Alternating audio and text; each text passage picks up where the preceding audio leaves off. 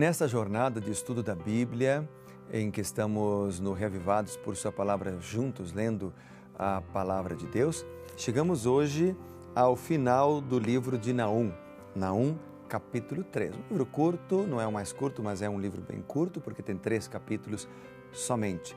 E também estamos chegando no final do ano, mais um dia e terminamos o ano.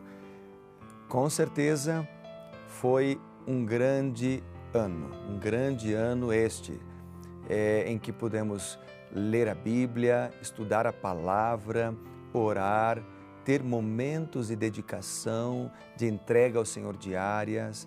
Eu tenho certeza que aqui, nesse programa, talvez você tenha tomado decisões importantes. E hoje nós vamos ler a palavra de Deus para ouvir a voz do Senhor mais uma vez e para aprendermos com as revelações das Sagradas Escrituras. Vamos orar? Eu quero pedir então agora a bênção do Senhor, sabedoria, para que possamos seguir avançando na compreensão da Sua palavra. Oremos juntos. Querido Pai e bondoso Deus, ao lermos a palavra Sua, dá-nos mais uma vez a Tua sabedoria e para que possamos compreendê-la e praticá-la, nós oramos em nome do Senhor. Amém.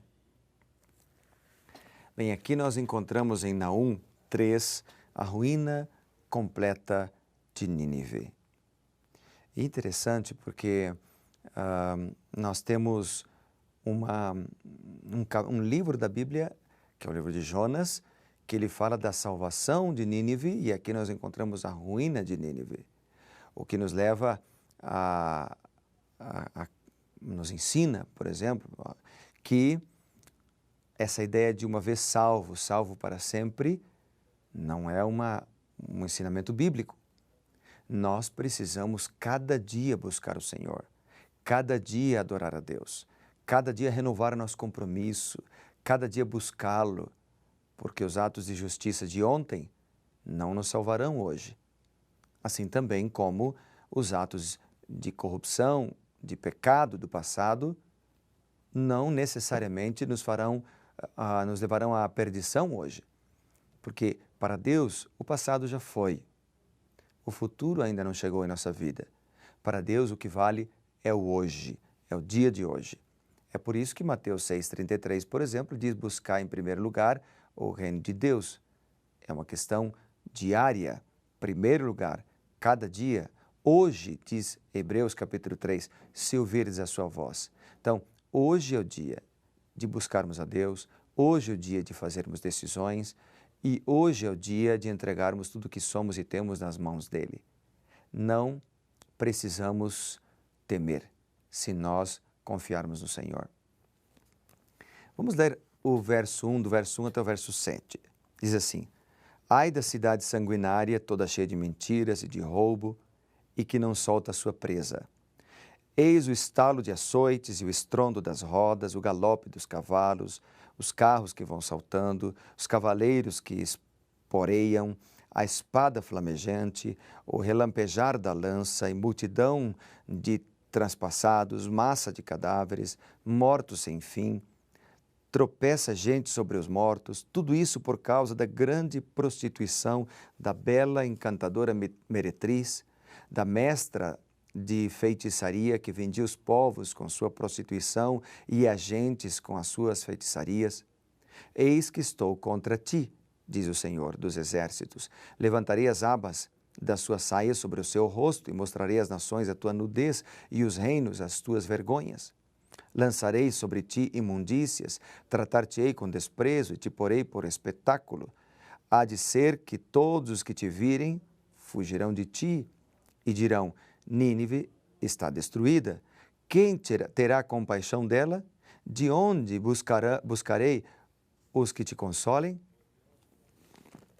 Bem, aqui nós temos então, dos versos 1 até os versículos 7, retratando a grande maldade de Nínive e por que o juízo de Deus foi merecido por aquela cidade corrupta.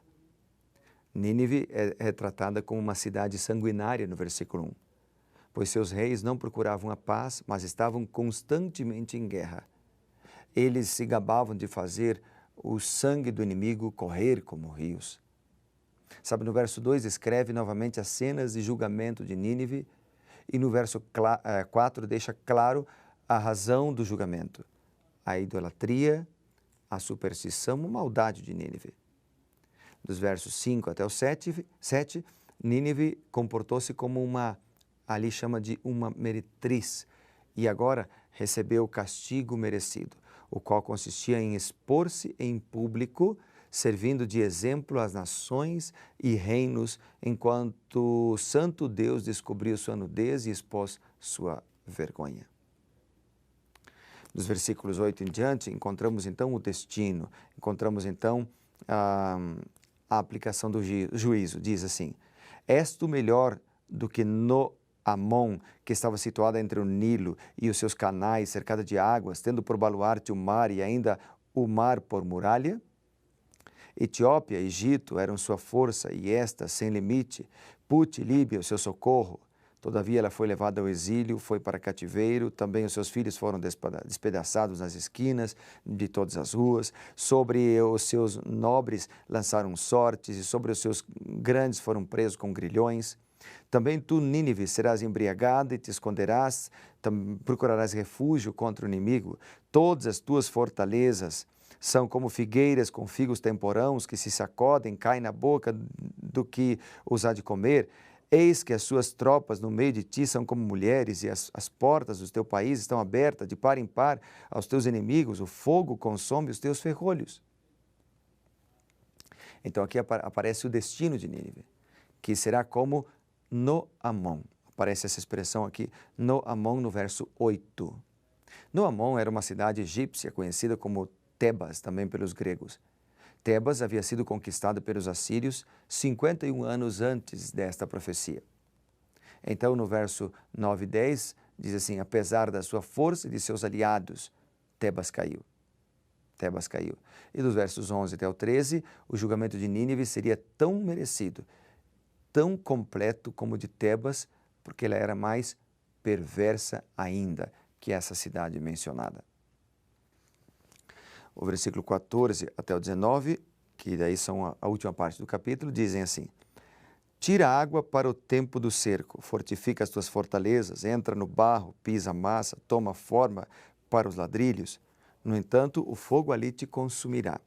A espada te exterminará, consumir-te-á como gafanhoto, ainda que te multiplicas como gafanhoto, te multiplicas como a locusta. Ainda que fizesse os teus negociantes mais numerosos do que as estrelas do céu, o gafanhoto devorador invade e sai voando. Os teus príncipes são como gafanhotos, teus chefes como gafanhotos grandes, que se acampam nas sebes nos dias de frio, em subindo o sol voam embora, e não se conhece o lugar onde estão. Os teus pastores dormem, ó rei da Síria, os teus nobres dormitam. O teu povo se derrama pelos montes e não há quem o ajunte. Não há remédio para a tua ferida, a tua chaga é incurável, e todos os que ouvirem a tua fama baterão palmas sobre ti, porque sobre quem não passou continuamente a tua maldade? É uma pergunta.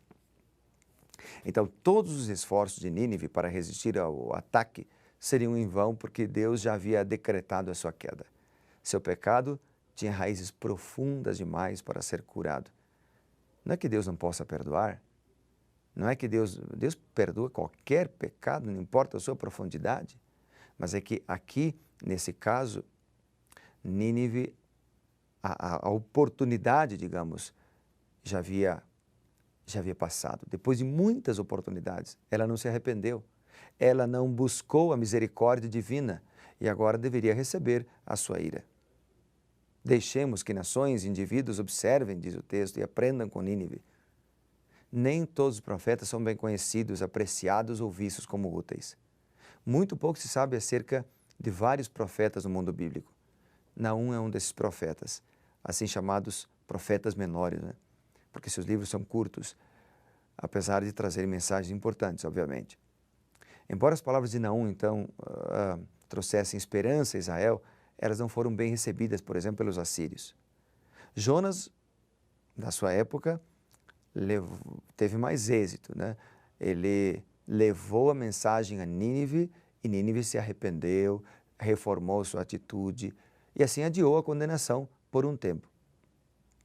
O problema é que os assírios retornaram aos seus hábitos de pecado, retornaram aos seus hábitos de crueldade e agora receberam uma mensagem de condenação que foi apresentada pelo profeta Naum. Há várias lições espirituais. Primeiro, Deus controla todas as coisas, controla as nações, controla, enfim, os líderes, Ele coordena tudo. Número 2, Deus graciosamente concede liberdade às pessoas para que cooperem com seus santos princípios e vivam uma vida correta. Número 3, a maldade um dia será castigada, porque cada um colhe o que plantou. E a justiça prevalecerá no final. Número 4, Deus mantém um registro da pecaminosidade das nações e quando ultrapassam uma certa medida, ou seja, não se arrependem dos seus pecados, não mudam de atitude, a consequência é o juízo. É o juízo. Durante os dias mais sombrios, muitas vezes o Senhor tranquiliza seu povo através da voz de um profeta pouco conhecido. A mensagem pode ser curta, mas sempre fala de mudanças, fala de conversão e, por fim, se não houver mudanças, de juízo. Hoje Deus está chamando você, e a mim também. Deus está chamando-nos para arrepender-nos de nossos pecados, para mudar de vida e para cada dia buscá-lo, porque não basta uma vez só se arrepender, como foi o caso de Nínive. Nosso arrependimento, nossa entrega, nossa dedicação, nossa consagração a Deus devem ser diárias. Eu queria orar por você agora, por esse motivo, para que você e eu tenhamos sabedoria para buscá-lo diariamente. Vamos orar? Querido Pai e bondoso Deus, nesta hora entregamos nossa vida ao Senhor. Ajuda-nos a buscá-lo diariamente, a entregar nossa vida ao Senhor diariamente e que nada, nenhuma circunstância possa nos separar de Ti, para que possamos renovar nosso pacto de fidelidade a cada manhã. Oramos em nome de Jesus. Amém. Deus te abençoe, amigo, seja reavivado por sua palavra.